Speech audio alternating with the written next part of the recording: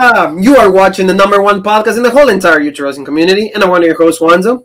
And I'm your other host, Jean-Paul Leek. Together we are Raw Break. And welcome, wrestling fans, to talk about the NXT UK, the NXT that actually mends whatever happens on NXT USA. We had a great show today. We had a lot of great matches, and also a lot of information. There's going to be a lot of new matchups. It's going to be Walter was there to make an announcement, so it was a pretty good show. So, Paul, let me know, what do you think about this? Yeah, like you said, the big announcement, NXT UK Prelude. It's almost like a pay-per-view event kind of takeover deal, just a very big special show. Like they said, this is going to be a show that, NXT is going to make NXT UK history. And I wish they would sell themselves a little bigger. I wish they would say wrestling history, because everybody is still talking about that Ilya Dragunov Walter match. So don't just live in your bubble. Be like, no, we're challenging the wrestling world. So I'm really looking forward to this show. NXT UK always delivers, but this show that we had today also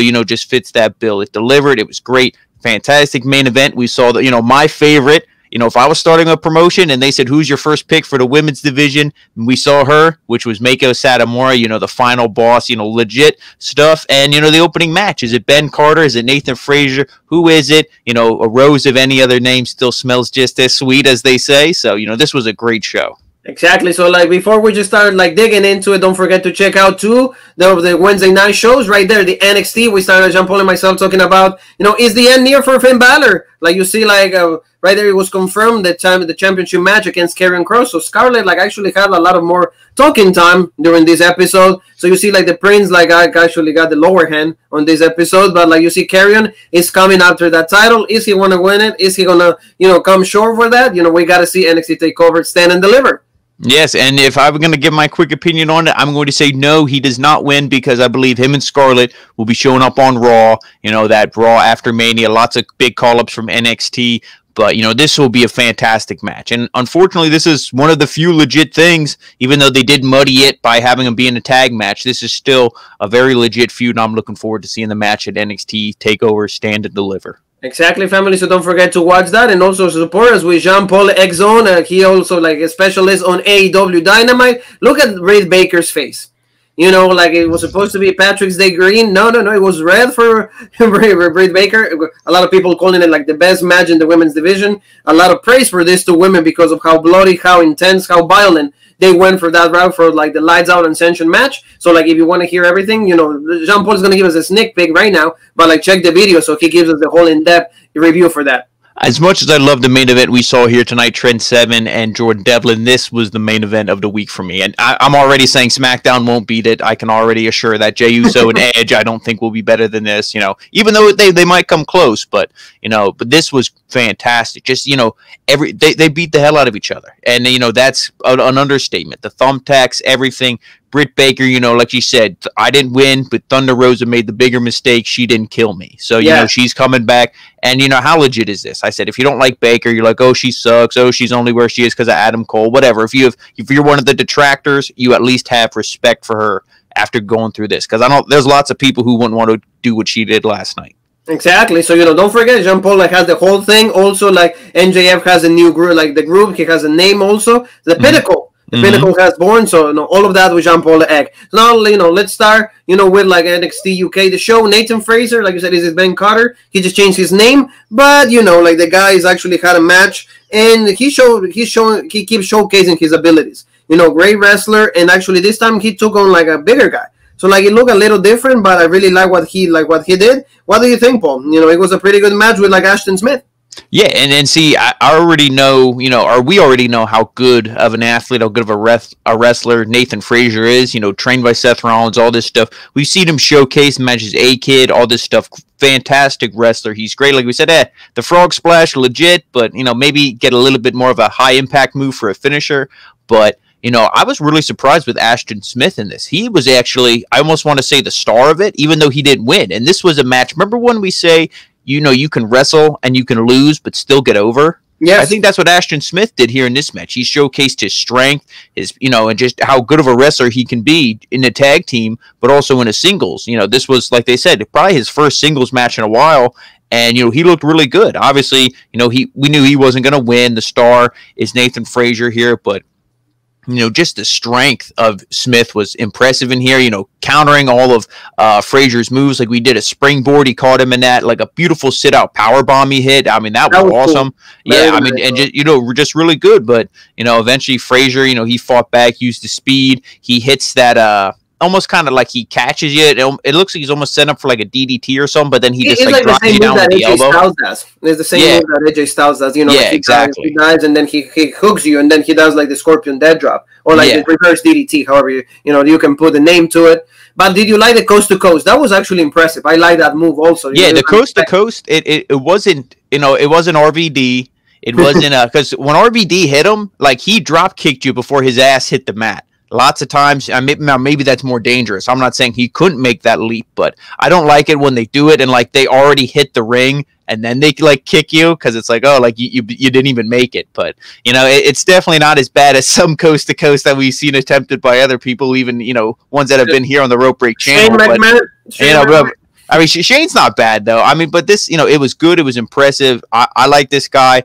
I'm going to say, he's got to win a championship at some point, whether it's the Heritage, championship, whether it's the Cruiserweight, whatever it is, this guy's got to have gold. He's too good. He's one of the guys who, if you're starting a company, he's got to be one of your, first signees. He's fantastic. Frazier, good stuff, and Ashton Mays, like you said, Ashton Smith actually looked really good. So that's good because both guys benefit from like. And he was a soccer player. They said that, so I'm like, Juan was probably like. Of course, like the beautiful game. We will come back for a beautiful game on Saturday for the ones that like that. There you go. But before that, we got to go to Ilya Dragunov. So I'm sorry for everything I've done.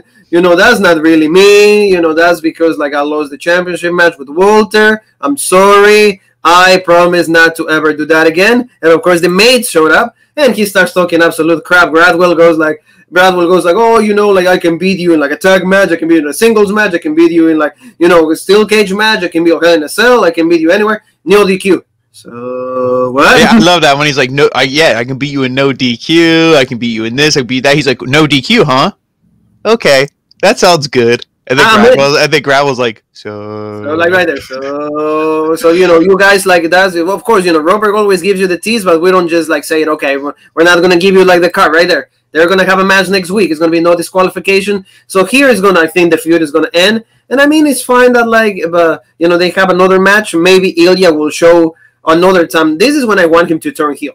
If he doesn't, then I'm gonna be a little bit disappointed. This is the opportunity to show me really know layer of the Ilya Dragunov. Yeah, I don't know if they're going to turn Ilya heel. Now, could he play a legit heel? Absolutely. And you can match him up against who we just talked about, Nathan Frazier. That would be a fantastic matchup for number one contender for anything. Or that, he could be the heel that beats the babyface of A-Kid. And takes the Heritage Cup. So there's lots of stuff you can really do with Dragunov as a heel, as a babyface. But I'm looking forward to this match. And this is another thing. Remember, we're like, Gradwell's kind of like a loser. He's funny. He's a legit wrestler, but he always loses. Now he's in a high-profile match with one of the highest stars in, this brand. So Gradwell, he's climbing up the ladder too. So he needs to win it. He needs to go for it. I wouldn't even say I don't think he's going to win it, but it's just like you see that they're not using this guy as like a jobber. He's in a pretty good program right now with Dragunov, so good for him. Yeah. Oh yeah, it's good. Yeah, like you said, and also like this because the character is really good. You can use it in so many ways, so that's really good. Somebody that is also like this been changing her character, like from going to just like. I just have a few matches to actually. The White Witch is also Isla Dawn, and we can see like kind of going to the Scarlet Bordeaux's way, kind of where like, the cards with the playing like reading the cards, and you see the candles. You see like going like to this, like she's trying to just be a little bit more like a witch. Like I said, using superpowers and all of that. So they keep teasing like a new version of what is going to be Isla Dawn. And I'm definitely invested into this. You see like all those pictures, legit. Even go more like, more in, I will say, scare, like, what was the word I'm trying to cover? Like, more, different than what, like you said, like witch, tarot cards, kind of like spirits, all this stuff. It's a really good character. And, I'm excited to see, where they go with it because the women's division, I think right now is at like, it's kind of at like, it's quiet right now. You know, they had the big Piper Niven. Oh, boom. They started hot with Meiko Satomura, but like Kaylee Ray's still the champ.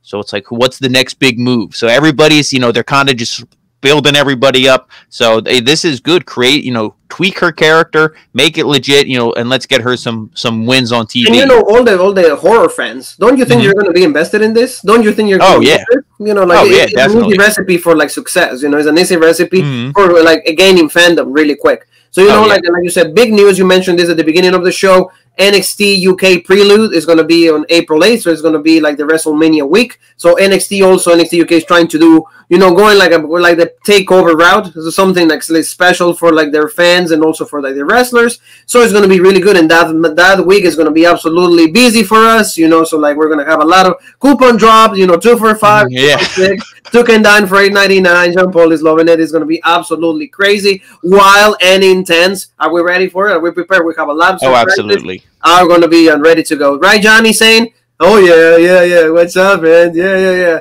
Just for you guys know, we're going to be having a match also because Noam Dar has been bugging me, diminishing me, insulting me. So he wants to be number 1 contender for the Heritage Cup. So we're going to have a match. So it's going to be in 3 weeks away also. And one of the matches in Prelude is going to be Noam Dar against Tyler Bate. So, and the only thing is like I hate to see that cup, used as like a championship. That's my only, complaint. Not even complaint, but that's my only like thing that I dislike from this. But other than that, finally Noam Dar seems like he's ready to compete. So it's going to be good to see Tyler Bate and Noam Dar. Both of them are going to be a great match. Yeah, I'm looking forward to this. Now, the one thing there, and we'll get to some of the other matches they announced later on, but they're really loading up this card, I feel.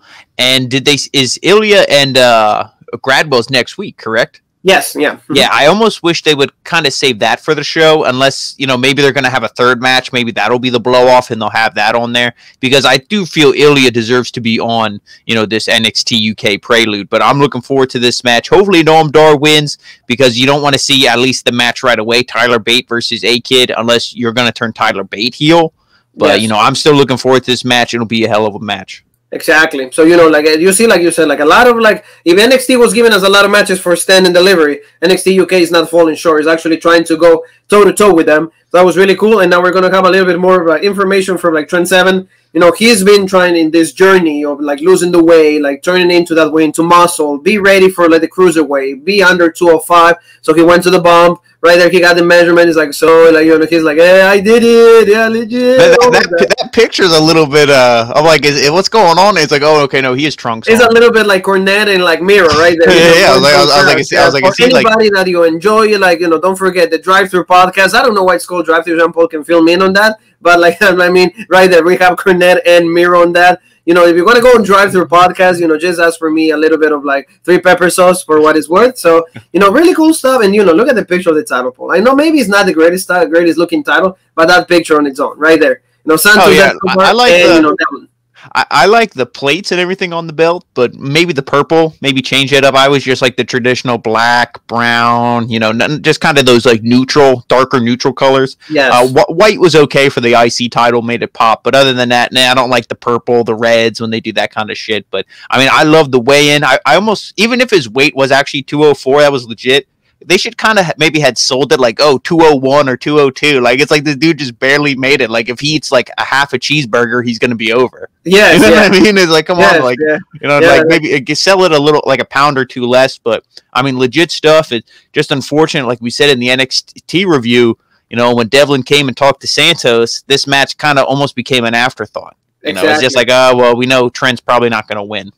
And that was a little crappy, like you said, because the same thing we're going to talk about with Walter. It's going to be the same thing. But before that, let's go where Jean Paul calls the final boss, the best wrestler in the world, Meiko Satomura. She had a match with Dani Luna, and this was a really great show from both girls. I feel that they had a really intense match. You a lot of hard hitting. Dani Luna had a good performance. You see the full-way slam. Meiko sold a lot for her. Really good stuff. And, you saw Dani Luna going a little bit more into the intense route, using more of the strength and also her youth, while Meiko Satomura is more experienced. She knows when to kick and where to kick and how to kick. So, that's how, she actually got the advantage. I'm pretty sure you enjoyed this, Jean Paul. I know that, Meiko.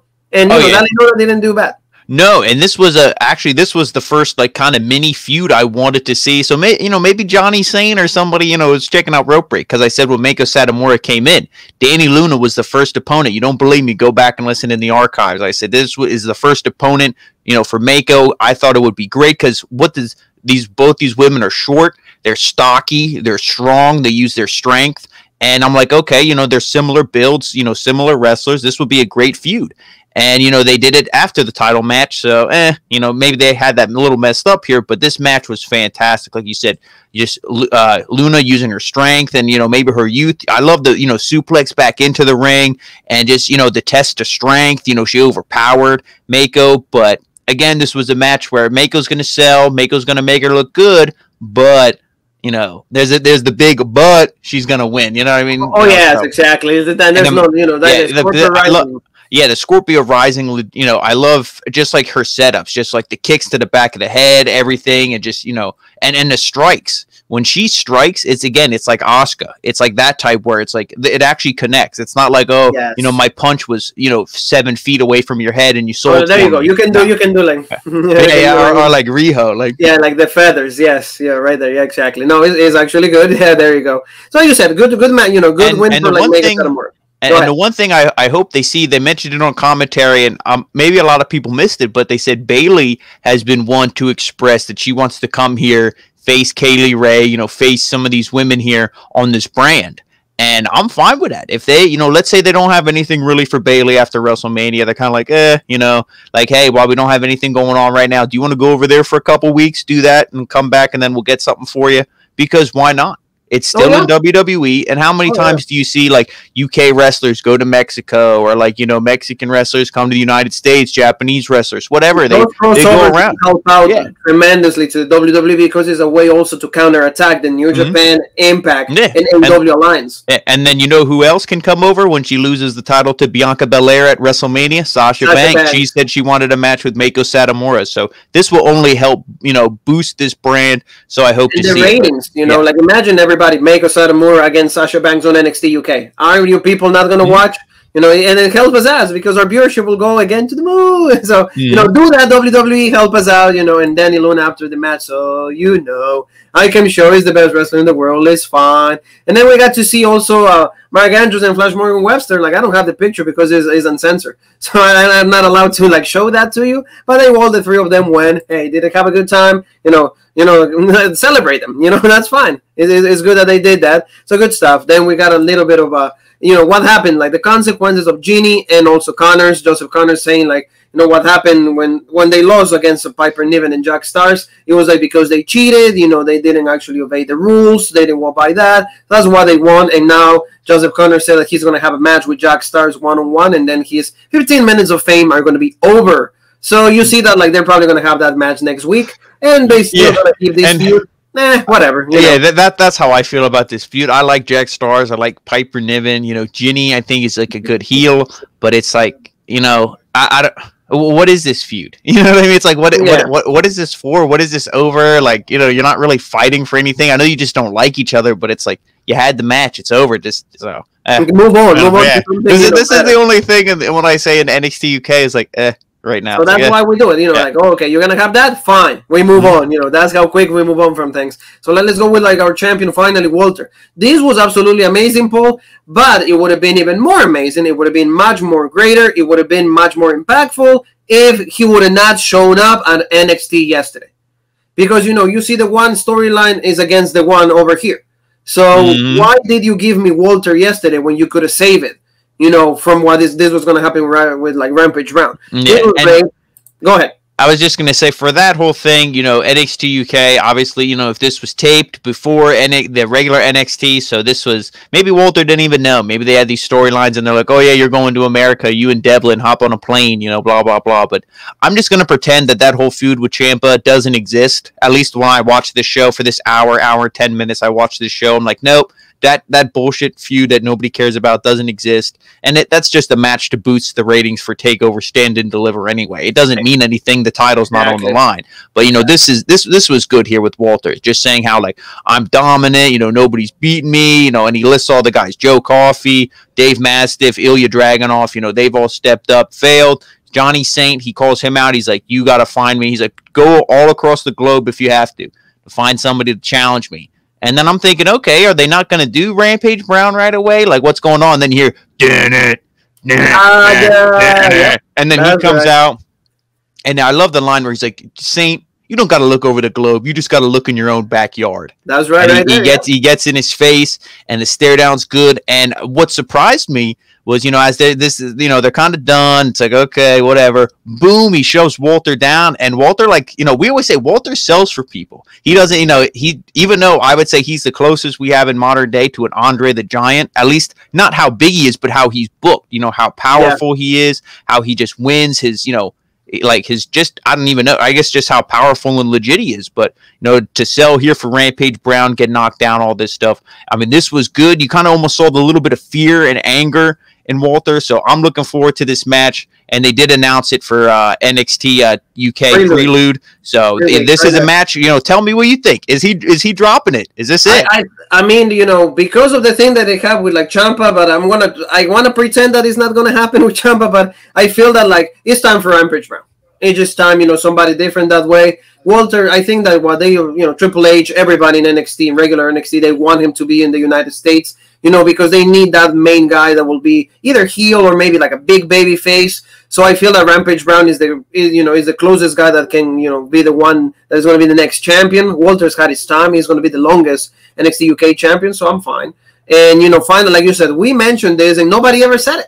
We said it, the match with Joe Coffey is it was quote unquote, nobody mentioned it, but it was a #1 contenders match. Rampage Brown, he won it. There you go. I'm out. Go against me. Hey, your reign is going to be over. That was the line. I'm loving it. And in 3 weeks, we're going to see a hell of a match. Because it's the same build and, both powerful, the same strength. It's not going to be as because if you think about it, every time that Walter has a match, he has the advantage in power, in strength, and maybe height. But now he's going to be somebody that is really, similar to him when it comes to his build. Oh, yeah. And the best line of this for me is just where he's like, yeah, you're the champ, but champs never face Rampage Brown. Yeah. Rising, everywhere he's gone, none of the champions ever wanted to fight him because he knows that they would lose. So, But he's like, hey, you don't got no choice. It's kind of, so this match, I think you got to put the belt on Brown and just, because all of Imperium's over in the main NXT UK. We can't really ignore it because they're all over there. It's just Walter. Now he showed up over there. So what's that saying? He already has, 1 foot in out the door, but he's still got to handle business here. So he's probably just going to be like, here, take the belt. Over 700 days. I'm legit. Take the belt. Okay, see ya. So. And we can start all over again with NXT UK. Maybe then you can be the, a whole new wave of feuds with Dragunov, also with Mastiff, also, with Kofi again, this time for the title. So you need these guys because Rampage Brown, he might be more jacked because he doesn't look like a bodybuilder. Obviously he's strong, but he doesn't have that physique. But, Rampage Brown's a little bit shorter, so you can have maybe more believable matchups like the Trent 7, stuff like that. Great matchups we could see with Rampage Brown as champ.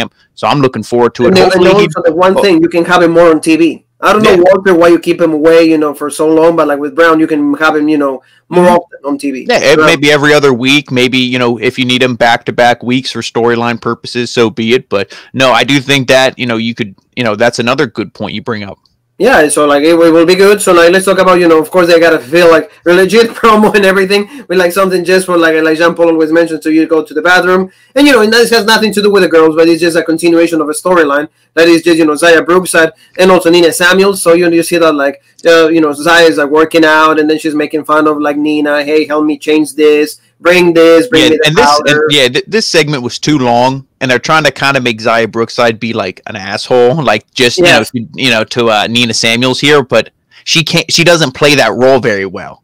She's trying to be bossy and trying to be all this stuff, but she's such a nice person, at least her character here in the show, that when she tries to play that, it doesn't come off real, it doesn't come off believable, and this segment just went on way too long. And at the end of it, after she, stresses her out, makes her do all this bullshit for her. She's like, oh yeah, and don't forget to work out, yourself. Yeah. Don't be bullshit. And she's like, all pissed so that's off. Why this segment is done. Yeah. She's like, I'm done with this segment. That's how we felt. Yeah, exactly. So let's go really quick to Kenny Williams and Amir Jordan. So they were just talking, and Amir's like, hey dude, we know how to win clean. We don't need to cheat. That's what we don't never do that. So it's don't ever do that again. If we're going to be a team, I don't want you to be doing that. It's don't worry, man. I'm sorry. I promise I will never do that. But in 2 weeks, he said, also, you're going to have a match for the tag titles. So he's like, well, we need to be together in this. So he's like, I promise I won't cheat. So Amir's like, yeah, so okay, let's work out. Let's get like a plan for like what the match is gonna be. So you see, like there's still like that big cloud of dissension between the two, because the one is not trusting the other one anymore. So it's like Jean Paul is like, now doesn't trust me anymore, but we're still kind of like the team. But you see like that. Yeah, so, this like in the match they're gonna blow up. Yeah, this is good. Yeah, the match is where they're going to split. If that's indeed the plan, the match is where they're going to split, and it's going to be a good first win, first defense for Pretty Deadly. Exactly. So it's fine, and it's okay with that. So now let's go to the main event. Finally, look at this picture. This is great. Trent Seven looking absolutely ready to go. Jordan Devlin defending the Cruiserweight Championship. He's not thinking of Santos Escobar at this moment. He's like, let's get this first. Let's get this guy out of my way, and now then we can think about Santos Escobar. Look at this picture. I love this. The ref with the title on hands. All the way. The match is official. Did you enjoy this? Like you said, they got me hooked. So when somebody does that in professional wrestling, that means that they did their job right. Because like they got me hooked, they got you hooked. It was a great match, and Trent Seven looked really, really great. Probably one of his best matches that I've seen him. And Jordan Devlin, maybe not as great as Trent Seven match wise, but the champion knows how to like handle himself. Yeah, this match was fantastic. And what we said at the start of the show, maybe a little bit less excited because you knew Devlin and Santos was the main feud, but they said, no, you might be a little less excited, but don't worry. As you're watching this, we're going to get you back excited. And that's what they did. Trent Seven started out fast, hot, heavy, to the outside. Chops. Yeah, chops, and the Snapdragon suplex on the outside. I love that. Emerald Frozen, he was just like, he was beating him up. It was just like, hey, I know I can't beat you on the outside. I'm not John Moxley. We don't spend 17 years out here. No. But hey, if I can beat you up with, in 10 seconds on the outside, get you back in there, and pin you, I'm going to do it. And eventually, Devlin fought back. He took the advantage, just working over the back. That was the whole thing. Like they said, the Devlin side. They called it like a side backdrop driver. It's like, it's a Saito suplex, but whatever. Yes. He's just working over no Devlin inside. No. Yeah, exactly. He's just working over the back this whole time. Eventually, Seven fights back the chops and everything again, but Devlin, he keeps going. The clover leaf, and just again working over the back. They had the story. And that's when a wrestling match has a story. Okay, now Devlin's in control. Now he's working over the back. It's Trent Seven. He's going to try to fight back, all this stuff. And I know the spot you really loved is eventually, when he took control, he hit almost kind of like a big slam off the, the turnbuckle, there on the top. Like the super Snapdragon. That's what it was. Yes, Snapdragon, like you said, avalanche, super Snapdragon, whatever, off the top. Legit. Then he picks him up, burning hammer, 1, 2. Oh, is it 3? It was, but the foot was under the ropes. Trent Seven celebrates. He thinks he won. No, he didn't. And that was another telltale sign of, he's probably not going to win it. Yeah, exactly. Yep. But that kind of pissed me off, but like you said, and I understood. It's fine. Yeah, and then I love when then he sets up for the 7-star lariat. Devlin says, counters with the headbutt. Again, these guys are scouting each other. They know their moves. They know when everything's set up. So these guys are both so done, he doesn't get to make the cover for that. Eventually, he sets up for the...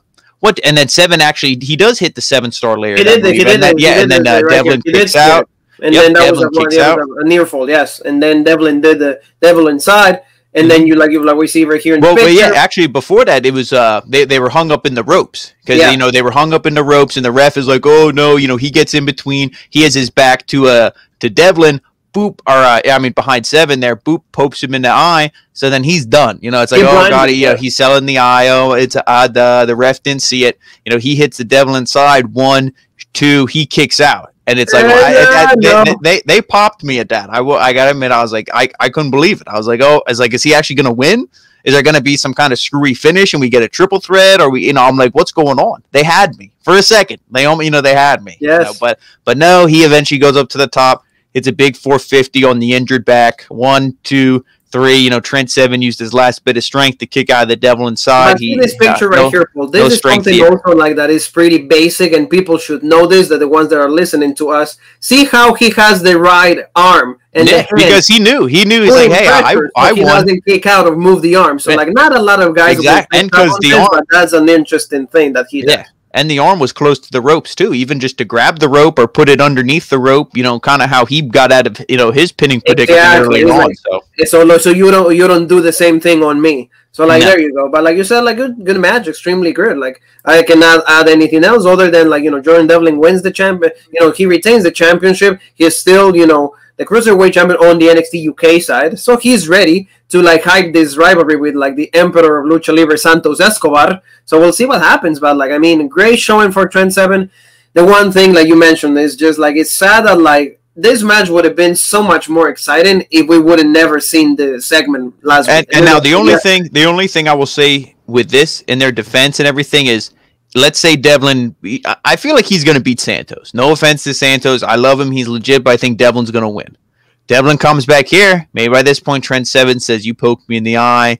You're fucking bullshit. You like to cheat. You're a cocky little prick, aren't you? The British accent, all this stuff. Get really in his face, get intense. Maybe they have some kind of blow-off match. I don't want to be like WCW, AEW. Oh, give me a stipulation, give me this. But maybe they have another match, and that's when he drops it. Maybe they just said, okay, Devlin, we're going to give you the legit win over Santos. But I just want them to do something with Trent Seven. Yeah, that's the only thing. The guy, they keep saying, oh, he's a founding father here in UK, NXT UK, he's so legit. Oh, no fairy tale ending for Seven. Oh, like all this stuff. And it's like, well, can we get a win? Can we get like some kind of payoff? Like they did with the Miz. It's different styles, different type of wrestler, but they put the title on the Miz just to be thankful for everything he's done.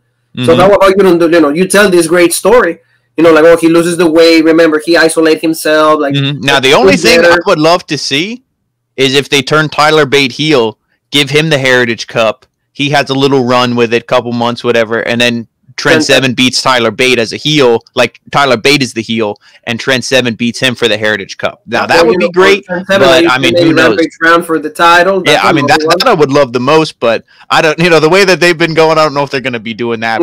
Please, Johnny Sane, Sid Scala, come on, give us what we want. We're going to be Dave Bautista. Give us what we want. Give us what we want. All right. So thank you very much, family. This is NXT UK review for every single one of you. We hope you guys enjoyed it. So if you did, please, subscribe, hit that bell for notifications. Also, give us the video a like because it pushes the video on higher in the ranks. So we got more exposure to more wrestling fans that want to see NXT UK and all of our content. Also, don't forget tomorrow we have SmackDown. And where else can they find us in the social media world? And make sure you follow us, Rope Break on Facebook, the OG Rope Break on Twitter, Original Rope Break on Instagram, and of course right here on YouTube, the home of the #1 podcast in the YouTube wrestling community, the Original Rope Break. You and me have one more thing that is left to say, and that is...